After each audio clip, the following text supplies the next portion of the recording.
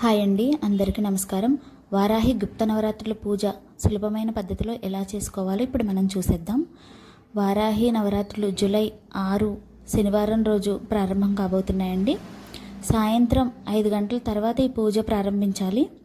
వారాహి అమ్మవారి చిత్రపటాన్ని తీసుకొని దేవుడి మందిరంలో పెట్టుకొని మనం మొదలుపెట్టిన రోజు ఎక్కడైతే పెట్టామో అక్కడి నుంచి కదపకూడదండి 9 రోజులు కూడా.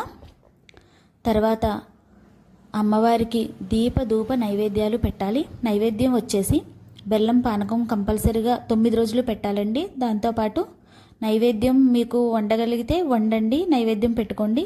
లేదు అనుకుంటే బెల్లం ముక్క నైవేద్యం పెట్టండి.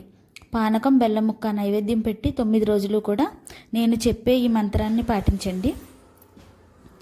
ఓం హ్రీం నమో వారాహే ఘోరే టహ టహ స్వాహ అనే ఈ వారాహి అమ్మవారి మంత్రాన్ని 108 సార్లు ప్రతిరోజు 9 రోజులు జపం చెయ్యండి. మీరు రుణ బాధల నుండి విముక్తి కలగడానికి, శత్రు బాధల నుండి విముక్తి కలగడానికి, ప్రతి దాంట్లో మీరు విజయం సాధించడానికి ఈ మంత్రాన్ని పఠించండి. తప్పకుండా విజయం సాధిస్తారు. అమ్మవారు చాలా శక్తివంతమైన అమ్మవారండి. అలాగే నియమాలు వచ్చేసి గోర్లు కత్తిరించకూడదు, జుట్టు కత్తిరించకూడదు, కింద పడుకోవాలి. ఈ 3 నియమాలు పాటిస్తే తప్పకుండా మీరు అనుకున్నది సాధిస్తారండి.